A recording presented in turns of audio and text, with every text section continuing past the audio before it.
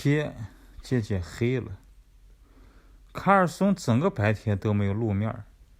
他想让长脚甲虫在铁饼风波之后好好休息一下。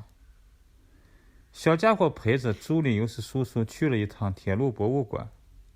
朱利尤斯叔叔很喜欢这类博物馆，小家伙也很喜欢。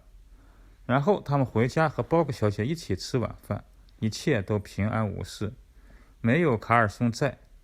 但是小家伙吃完晚饭回到自己的房间的时候，看到卡尔松在那里。说真心话，小家伙看到他很不高兴。哎呀，你多么鲁莽！他说，你为什么现在来？你怎么会问这样愚蠢的问题？卡尔松说，我不是住在你这里吗？你这不是明知故问吗？小家伙叹了一口气，他一整天都在冥思苦想，想方设法使卡尔松摆脱菲勒和鲁勒的追捕。他想来想去，要不要报警？不能，因为如果要报警的话，他首先要讲菲勒和鲁勒为什么要把卡尔松劫走，这可不行。请朱利尤斯叔叔帮忙也不行，因为他知道后也马上会报警。还得说明菲勒和鲁勒为什么要把卡尔松劫走，一样也行不通。卡尔松既没有动脑筋想，也没有感到有什么不安，他平静地站在那里，查看桃核长了多少。但是小家伙确实很着急，确实不知道我们应该怎么办。他说，你是指怎么对付菲勒和鲁勒？卡尔松说，这我知道，我说过了，有3种办法：惹人生气、装神和弄鬼。3种办法我都想用，但是小家伙认为第4种办法最好，也就是今天夜晚卡尔松待在自己的房子里，像一只老鼠一样趴在被子底下。但是卡尔松说，这是他听到的各种令人讨厌的办法中最讨厌的一种。小家伙还是不让步，他从朱利尤斯叔叔那里得到一袋糖果，他想大概可以用它来收买卡尔松。他把糖袋放在卡尔松的鼻子底下引诱他，并且神秘地说，如果你回家睡觉的话，这袋糖都给你。但是卡尔松推开了小家伙的手。哎，讨厌，你真可怕，他说，留着你的臭糖吧，让我要它，痴心妄想。他撅起了大嘴，有意走到远处的墙角，坐在一个小板凳上。你这么可怕，我不玩了，他说，我反正不玩了。这下子小家伙可慌了手脚，他最怕卡尔松说的我不玩了。小家伙赶紧道歉，想尽办法使卡尔松高兴起来，但是无济于事。卡尔松还是撅着嘴。好了，我实在不知道该怎么办，小家伙最后说。但是我知道，卡尔松说，不敢保证。如果你给我一个小东西，可能我还跟你玩，或许我可以收下那袋糖果。这时候小家伙赶紧把那袋糖给他，然后卡尔松才说玩，他想玩一整夜。好啊好啊，他说，你可能不敢相信我要玩什么。小家伙想，因为卡尔松需要在这里过夜，所以他只好在沙发上铺被子。他想马上动手，但是这时候卡尔松告诉他用不着，这一夜他们不会睡觉。我希望长脚甲虫和虚幻式的朱利尤斯赶快犯困，然后我们好实施我们的计划，卡尔松说。朱利尤斯叔叔确实很早就想睡了，前一天夜里的各种不安和白天的麻烦使他很累了。鲍克小姐经过那场劳神费力的铁饼风波，也肯定想睡觉了。她很快就消失在自己的房间里。对了，她住的是毕丹的房间，这是妈妈安排的。在她帮忙期间，她就住在毕丹的房间里。他们首先进来，跟小家伙道晚安。朱利尤斯叔叔和鲍克小姐都来了。不过这时候卡尔松藏在衣柜里，他自己认为这样做最聪明。朱利尤斯叔叔打了个呵欠。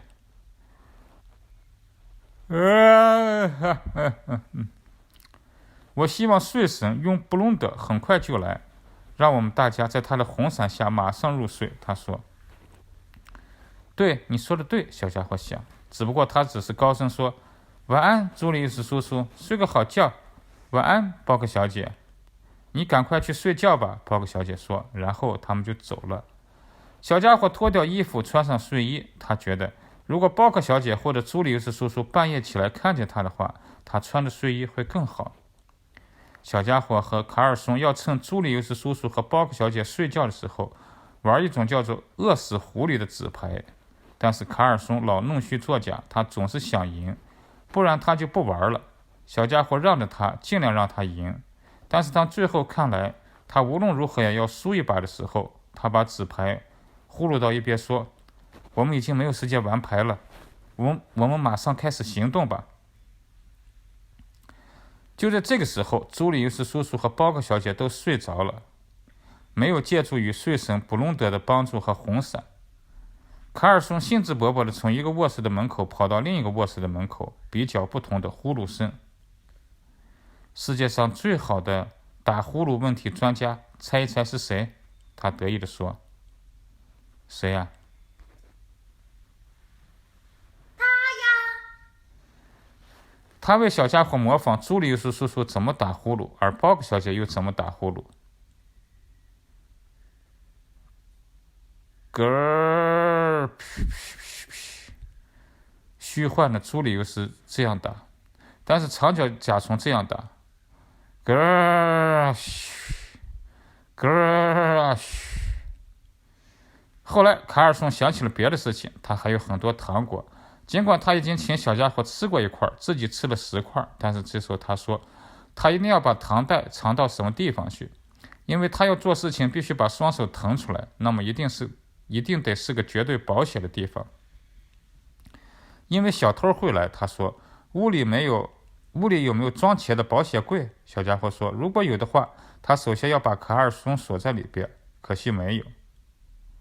卡尔松考虑了一下，我要把糖袋放到虚幻朱里屋里，他说，因为小偷听到咯儿的呼噜声，他们肯定认为那是一只老虎，不敢进去。他慢慢地打开朱里尤斯叔叔卧室的门，咯儿咯儿的呼噜声更小了。卡尔松高声的笑了，拿着糖袋走进去。小家伙站在那里等着。过了一会儿，卡尔松出来了，手里没有糖袋了，但是却拿着朱利尤斯叔叔的假牙。哎呀，卡尔松，小家伙说，你拿那些假牙做什么？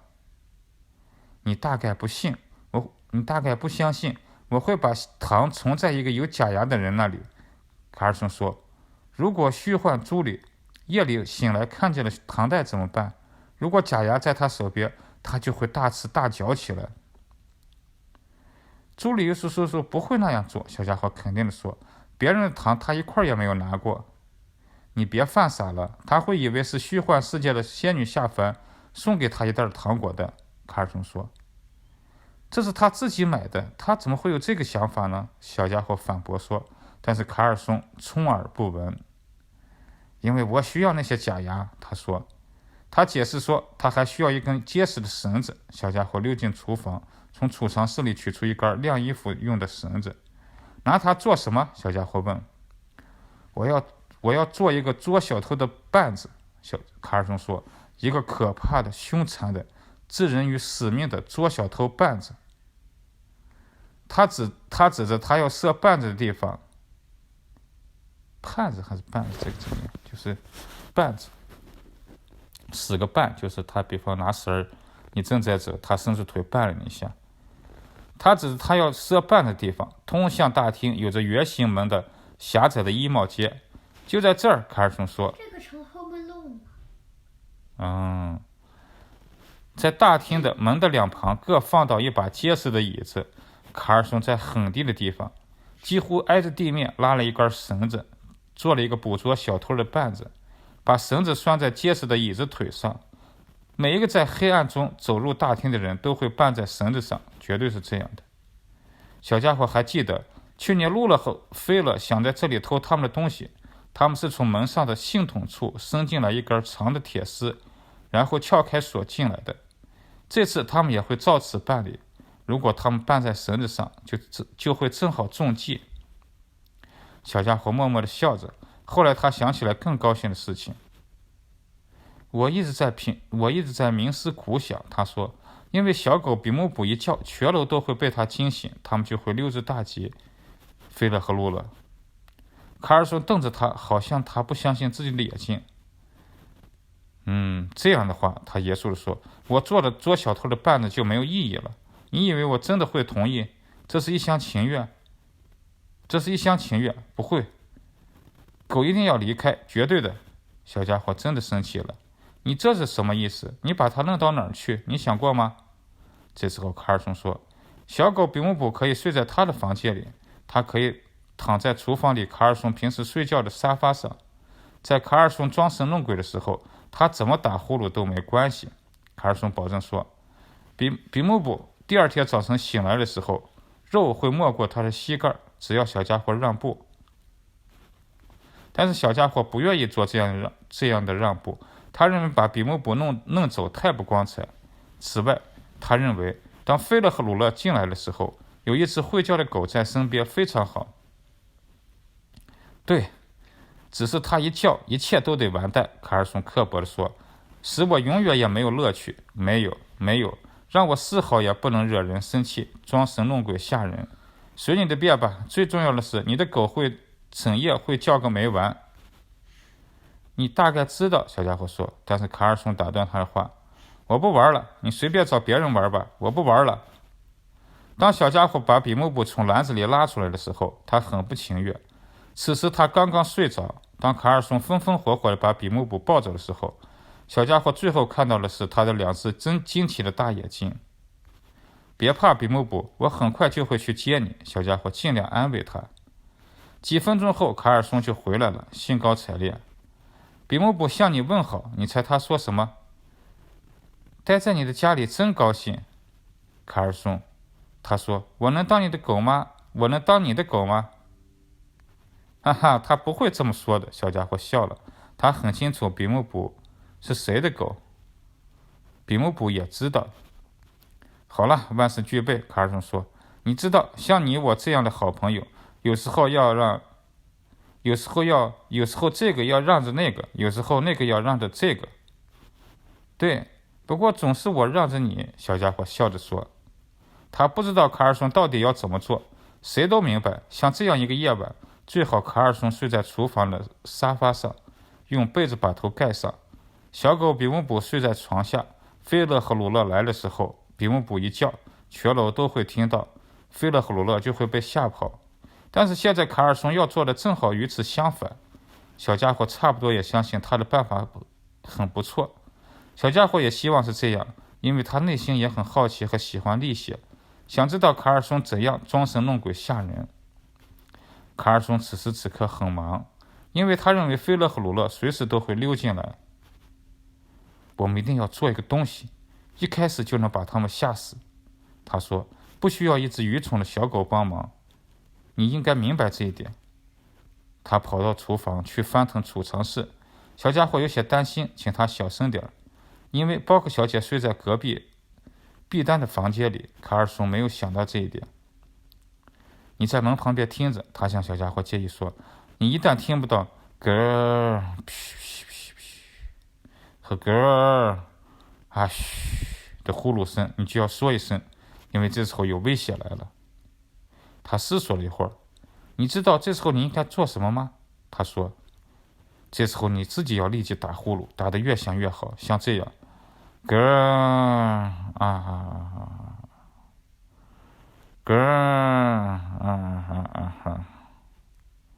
我为什么一定要这样呢？小家伙问。是啊，是这样的。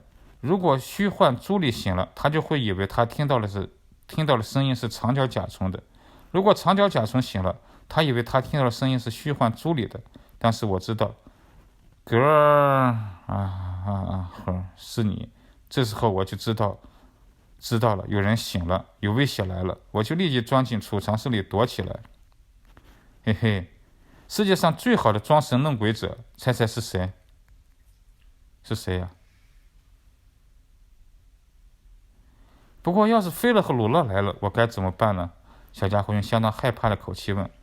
因为当小偷来的时候，他一个人站在外面的大厅里，卡尔松又约在厨房里，那可不是特别有意思的事情。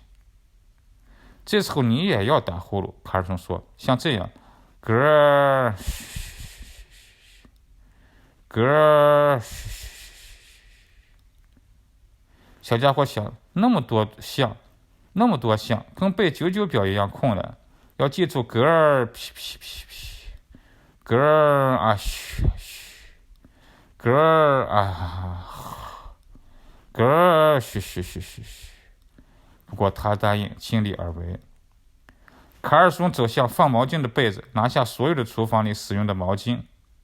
毛巾不够用，他说，不过洗澡间里还会有很多吧。你想要做什么？小家伙问。一个木乃伊，卡尔松说，一个可怕的、残忍的、置人于死地的木乃伊。小家伙不十分清楚什么是木乃伊，他好像意识到是埃及古代王国坟墓里的什么东西，当然是已经死去的国王、王后。他们像一件僵硬的包袱躺在那里，瞪大眼睛。爸爸曾经给他讲过木乃伊的故事，他说那些国王和王后都要经过防腐处理，这样他们就可以像他们在世时一样被保存下来。爸爸说他们全身用旧麻布条里3层外3层的裹起来。不过小家伙想，卡尔松无论如何也不是什么防腐师，所以他惊奇地问，你怎么做木乃伊呢？我把抽打地毯的棍子裹起来，不过这事用不着你多费心。卡尔松说，各就各位吧，你忙你的事，我忙我的事。小家伙去做自己的事情。他站在门旁边，听着里边平稳的呼噜声，咯儿噼噼噼噼咯儿啊嘘。不过后来肯定是朱利尤斯叔叔做了个噩梦，因为他的呼噜声突然变得奇怪起来，咯儿一点也不像那平稳的噼噼噼噼的声音。小家伙不知道为了安全要不要告诉厨房里世界上最好的打呼噜问题专家，但是正在拿不定主意的时候，他听到有人兴高采烈地跑过来，然后听到啪的一声可怕的响声，随后是一连串的脏话，声音来自捉小偷的绊子。啊！救命！肯定是菲勒和露勒。同时，他发现了威胁。咯儿阿许的声音，咯儿阿许的呼噜声完全停止了。啊！救命！他该怎么办呢？惊慌中，他想起了卡尔松教给他的所有的话，马上打起了笨拙的呼噜声，咯儿阿许。接着又打起了同样笨拙的呼噜声，咯儿嘘嘘嘘，但是一点也不像是打呼噜。他打了一遍，接着打第2遍，咯儿，闭嘴！有人从捉小偷绊子那里吼叫着。在黑暗中，他看见有一个小圆球似的东西躺在那里，在放倒的椅子中间挣扎着，试图爬起来。原来是卡尔松。小家伙赶紧跑过去拿掉椅子，以便卡尔松能够爬起来。但是卡尔松丝毫也没有表现出要感谢的意思，他像一只蜜蜂一样愤怒。都怨你！他吼叫着，难道我没说让你到浴室里为我去取浴巾吗？卡尔松确实没有这样说过，可怜的家伙，他忘记了。通向浴室的路要经过捉小偷的绊子，这怎么能赖小家伙呢？他们已经没有时间再争论是谁的错误了，因为这时候他们听到包谷小姐已经从里边在嘎吱嘎吱地拧自己房间的门把手。事不宜迟，赶快跑！小家伙小声说。卡尔松跑回厨房，小家伙也匆忙跑回到自己的房间，一头钻进被子里。在最后一刹那，他把被子拉到了下巴底下，装模作样的打起了咯儿啊嘘啊咯儿啊嘘的呼噜声，但是听起来一点也不像，所以他停下来，躺在那里，听包谷小姐走进来，靠近他的床。他小心翼翼地把眼睛睁开一条小缝儿，看见他穿着睡衣站在那里，在朦胧中，睡衣显得很白。他站在那里，仔细打量着他，他感到浑身都不自在。别装蒜了，报告小姐说。不过听声音，她不像是生气。是不是雷声也把你惊醒了？她问。小家伙结结巴巴地说：“对，我想是。”报告小姐点点头，觉得自己的猜测是对的。我整天都感觉到要有雷雨，写得那么凶闷，写得那么凶闷。不过你别害怕，他一边说一边抚摸小家伙的头。他只是在空中轰轰的响，从来没有打到下边的城里来。然后他就走了。小家伙在床上躺了很长时间不敢动。后来他慢慢的爬起来，他有点担心卡尔松，所以就偷偷的走到了厨房。他第一眼就看到了木乃伊。圣耶利米保佑，这是朱利尤斯叔叔经常说的。他看见了木乃伊，他坐在洗碗台上，卡尔松站在旁边，高傲的像一只公鸡。他用从储藏室里找来的手电筒照着木乃伊。他好看吗？他说。他这样的话肯定是一位王后木乃伊了，小家伙想。他确实像一位漂亮丰满的王后，因为卡尔松用他能够找到的所有的毛巾和浴巾，把抽地毯的棍子裹了很多层。他把棍子的一头用毛巾支撑起来，在上面画了2只黑色的圆眼睛。木乃伊也有牙齿，还真是牙，用的是朱利尤斯叔叔的假牙，牙镶在毛巾上，很可能是塞在抽打地毯的棍子上的藤条缝里。为了不掉下来，卡尔松在木乃伊的嘴巴两边贴上了2块胶布。这确实是一个可怕的、残忍的和置人于死地的木乃伊。不过小家伙还是笑了。为什么要给他贴上胶布？他问。他可能被刀刺破了，卡尔松说，并用手抚摸他的面颊。好啊，好啊，他很像我的母亲，我真想叫他妈妈。他托起木乃伊，朝着大厅走去。菲勒和鲁勒能见到我的母亲会很有意思的，他说。结束。